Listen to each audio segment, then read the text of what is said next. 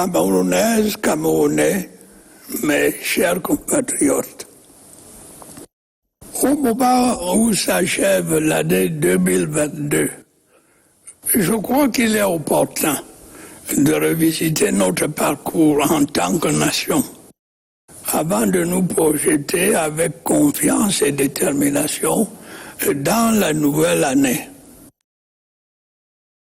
Comme vous avez pu le constater, notre pays, comme tant d'autres, a continué de faire face en 2022 à des chocs exogènes. Alors que l'économie mondiale commençait à peine à se relever des distorsions engendrées par la pandémie du Covid-19, est survenu en Europe de l'Est un conflit armé entre la Russie et l'Ukraine. La guerre entre ces deux grands pays a entraîné de profondes perturbations dans les circuits d'approvisionnement du marché mondial en produits de grande consommation tels que les céréales, le pétrole brut et le gaz.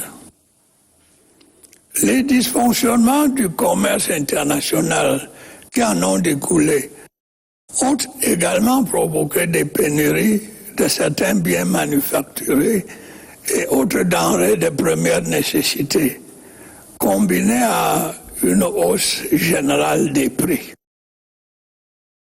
Les conséquences désastreuses de cette guerre sur les économies des pays, en particulier ceux en voie de développement, et les souffrances qu'elle inflige à des populations civiles innocentes m'amènent à réaffirmer l'importance de la paix et du dialogue dans la résolution des conflits.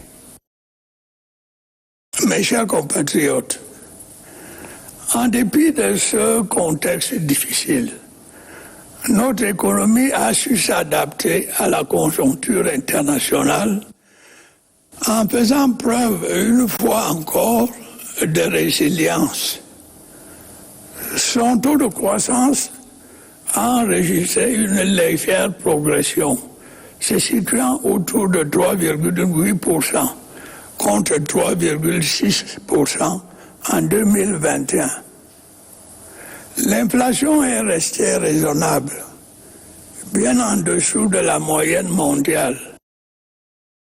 L'accès aux intrants a été garanti, permettant ainsi de poursuivre les activités de production et de réduire le risque d'insécurité alimentaire. Tout cela a été possible grâce aux mesures vigoureuses mises en œuvre par le gouvernement.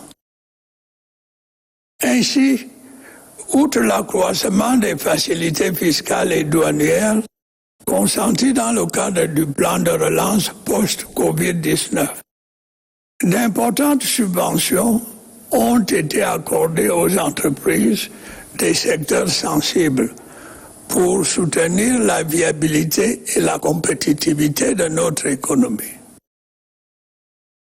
La lutte contre les comportements spéculatifs abusifs et les exportations frauduleuses des denrées de première nécessité a été intensifiée.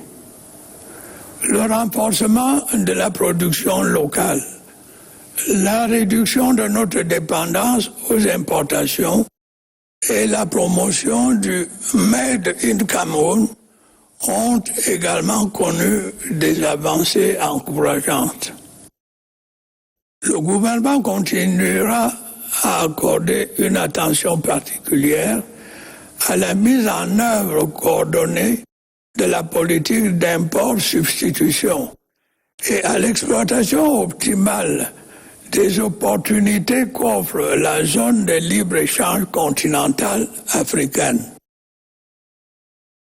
De même, notre politique d'inclusion sociale va se poursuivre à travers une meilleure distribution des fruits de la croissance. À cet effet, les programmes des filets sociaux qui visent les couches sociales défavorisées seront étendus à un plus grand nombre de bénéficiaires dans l'ensemble des 10 régions.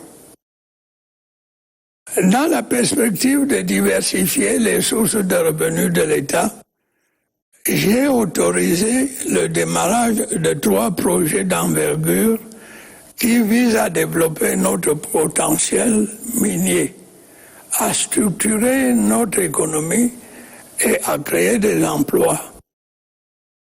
Je voudrais m'y attarder un peu. S'il est vrai que notre pays dispose d'un sous-sol riche en ressources minières, le secteur minier hors pétrole ne contribue qu'à hauteur de 1% du produit intérieur brut. En développant la mine solide, nous pourrons assurer le relais des hydrocarbures dont les stocks s'amenuisent et disposer de ressources financières supplémentaires qui pourront être affectées au financement de nos investissements. L'année 2023 sera donc marquée par le démarrage des travaux relatifs à l'exploitation du minerai de fer de Kribi-Lobé.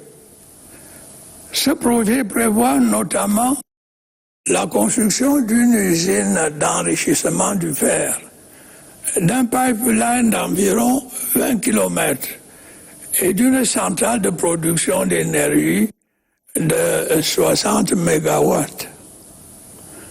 Nous engagerons également l'exploitation du gisement de fer de Malab-Nabeba. Les retombées attendues sont immenses, dans la mesure où notre pays bénéficiera, entre autres, d'une ligne de chemin de fer de 540 km entre Nabeba au Congo et le port de Kribi, où sera édifié un terminal minéralier. Le troisième projet a trait à l'exploitation du fer de Bipindi, Grand Zambie, avec à la clé le développement d'un complexe sidérurgique pour la transformation locale du fer. La construction d'un pipeline et de plusieurs infrastructures de base au bénéfice des populations. Une étape décisive a déjà été franchie dans la réalisation de ces différents projets, avec la signature des conventions minières y afférentes et l'octroi de permis d'exploitation aux entreprises adjudicataires. Mes chers compatriotes, notre pays a connu au cours de l'année qui s'achève des perturbations considérables dans la fourniture en ressources énergétiques et en eau potable. Pour garantir l'approvisionnement régulier du marché domestique en produits pétroliers et en gaz domestique, il a fallu augmenter le volume des subventions publiques au prix d'importants efforts budgétaires. C'est ainsi qu'au cours de l'année 2022, près de 700 milliards de francs CFA ont été dépensés par le Trésor public au titre des subventions pour les carburants et 75 milliards de francs CFA pour le gaz domestique. Au regard de l'intensité des chocs exogènes et de leur impact sur notre économie, j'ai instruit le gouvernement d'étudier toutes les options permettant de stabiliser les prix à leur niveau actuel et de préserver le pouvoir d'achat des consommateurs. Cependant, il est de plus en plus évident que notre pays, comme bien d'autres en Afrique et ailleurs, ne pourra pas indéfinitivement échapper à un réajustement des prix des produits pétroliers si nous voulons préserver nos équilibres budgétaires et poursuivre sereinement la mise en œuvre de notre politique de développement. En dépit de ces contraintes liées à la conjoncture internationale, des progrès réels ont été enregistrés en matière de fourniture de l'électricité.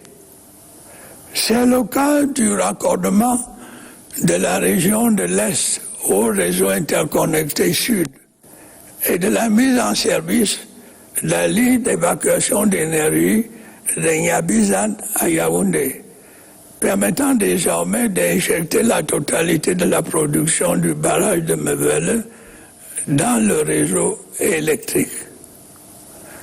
La situation dans ce secteur essentiel connaîtra une amélioration considérable en 2023, avec la mise en service de la première phase du barrage hydroélectrique de Nachtigal et le démarrage des travaux de raccordement du réseau interconnecté Sud au réseau interconnecté Nord.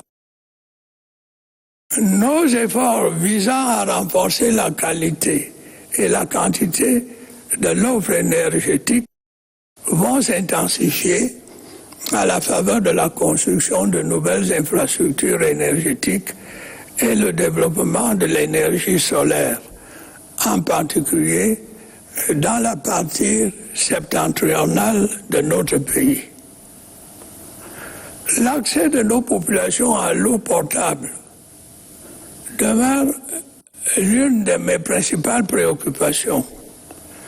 L'achèvement du projet d'alimentation en eau potable de la ville de Yaoundé et de ses environs à partir du fleuve Sanaga viendra résoudre de façon durable le déficit d'approvisionnement en eau dans cette cité. De même, j'ai demandé au gouvernement de finaliser en urgence les diligences relatives au lancement dès 2023 du méga projet d'adduction d'eau potable de la ville de Douala et de ses environs. Au-delà de nos grandes métropoles, des ouvrages de production ont été réalisés dans certaines villes secondaires, notamment Bamenda, Pertoua, Gaoundéré et Ebolva.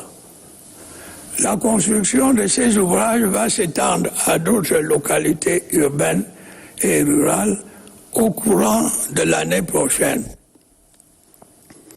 Mes chers compatriotes, malgré la conjoncture défavorable, le gouvernement maintient ses efforts pour assurer sa mission première, à savoir améliorer les conditions de vie des citoyens.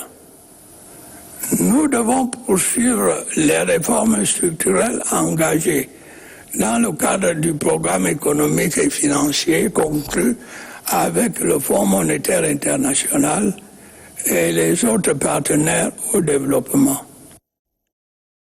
J'observe avec satisfaction qu'en dépit du contexte économique particulièrement difficile qui aura marqué l'année 2022, aucun secteur d'activité n'a été délaissé. Sans être exhaustif, arrêtons-nous un instant sur quelques-uns à la suite de ce que je viens d'évoquer.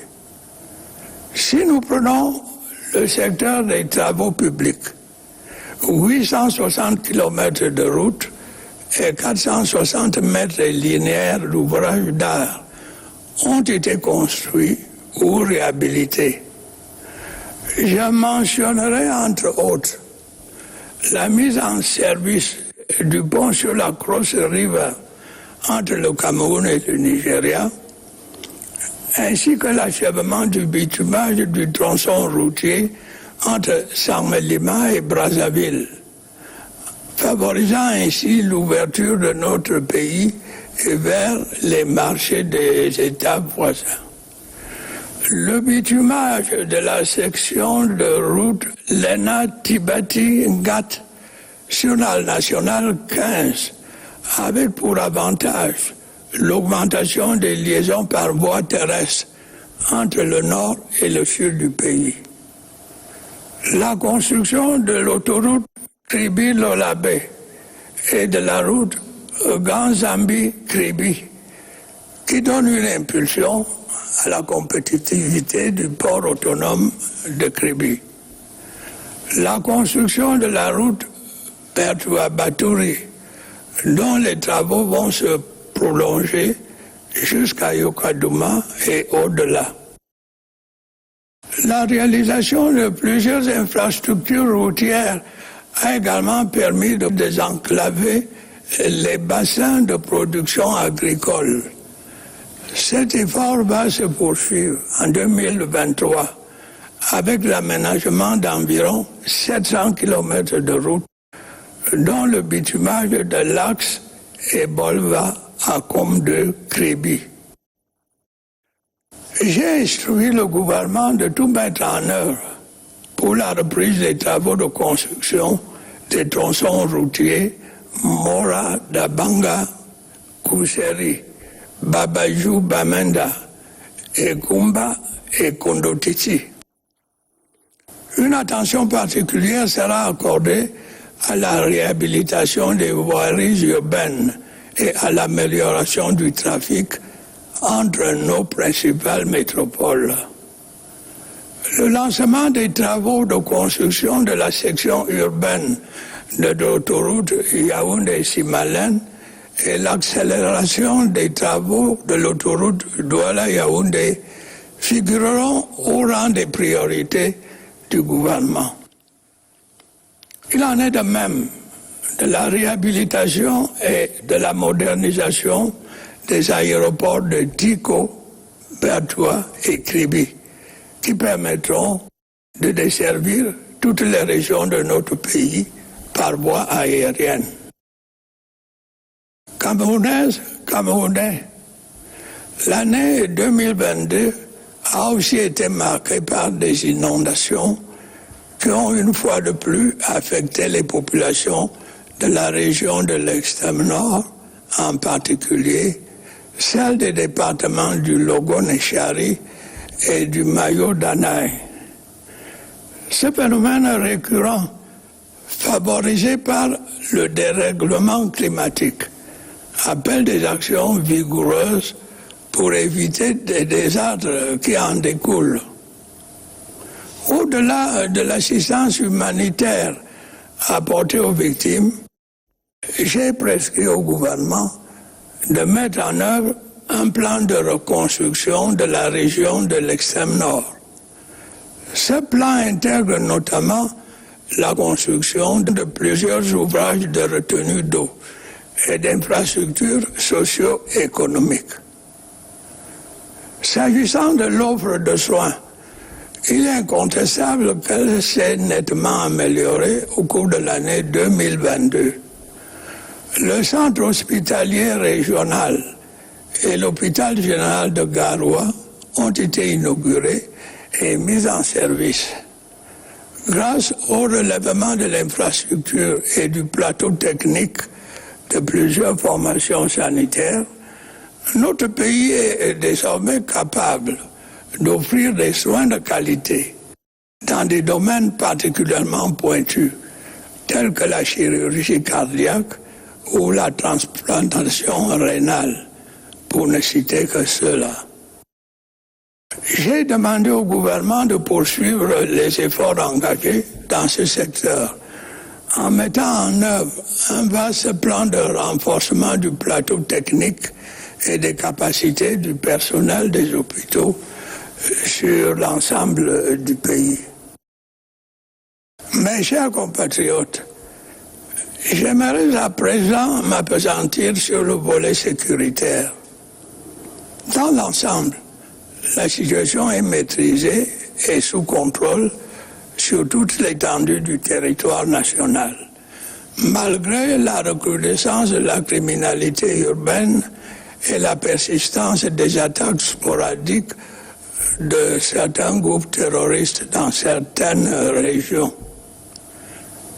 Grâce aux liens armée-nation, la collaboration entre nos forces de défense et les populations a contribué à réduire de manière significative les menaces terroristes dans les régions de l'extrême nord, du nord-ouest et du sud-ouest. Le calme retrouvé a permis d'enregistrer des progrès appréciables dans la mise en œuvre du plan de reconstruction et de développement de ces régions. Je tiens une fois de plus à saluer la bravoure de nos forces de défense et de sécurité qui ne ménagent aucun effort pour assurer la protection des personnes et des biens, en particulier dans les zones en proie au terrorisme. Je remercie également nos partenaires pour leurs appuis multiformes, et tout particulièrement les États-Unis d'Amérique pour leurs actions décisives visant à traduire devant la justice ceux qui, depuis l'étranger, contribuent au financement des activités terroristes au Cameroun. J'invite les autres pays amis à leur emboîter le pas en vue de l'accélération de la reprise des activités de développement dans ces régions. Au plan politique, le processus de décentralisation avance de manière méthodique. Les transferts de compétences de l'État vers les collectivités territoriales décentralisées se font progressivement, en prenant soin de ne pas fragiliser les équilibres structurels qui constituent l'ossature du pacte social de notre nation. Pour ma part, je reste persuadé que les régions, les communautés urbaines et les communes peuvent et doivent apporter une contribution déterminante à la relance de notre économie, à la résolution de l'épineux problème du chômage des jeunes et à la vitalisation de la démocratie locale.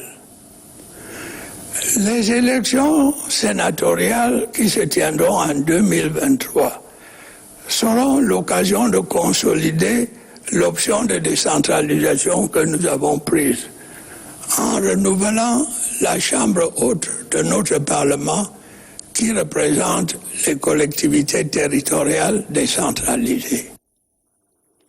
Camerounaises, Camerounais, mes chers compatriotes, avant de conclure, je voudrais appeler votre attention sur des fléaux qui prennent une certaine ampleur dans notre société.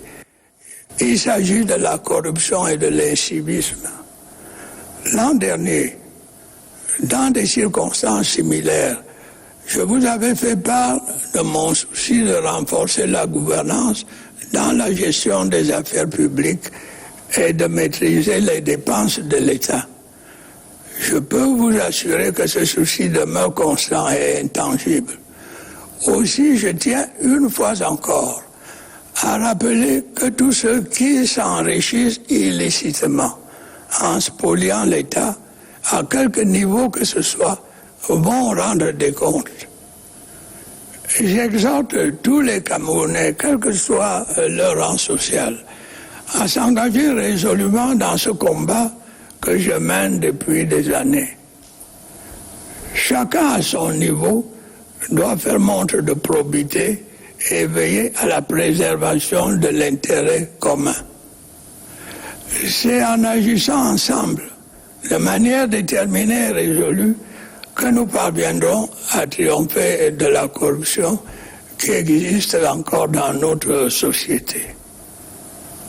Comme moi, vous avez certainement observé dans nos villes et campagnes la montée préoccupante de l'incivisme, de la violence, du non-respect des normes sociales élémentaires ou de l'ordre établi. Dans un état de droit, de tels comportements ne peuvent être tolérés. Ceux qui trouvent un malin plaisir à perturber l'ordre social, qu'ils soient jeunes ou adultes, devront rendre compte de leurs actes devant les juridictions compétentes. J'en appelle donc à la responsabilité de tous, en particulier les parents et les éducateurs, pour redonner toute leur place aux valeurs morales de base et au respect de l'ordre public. Je voudrais une fois encore interpeller ceux qui font un usage criminel et pernicieux des réseaux sociaux.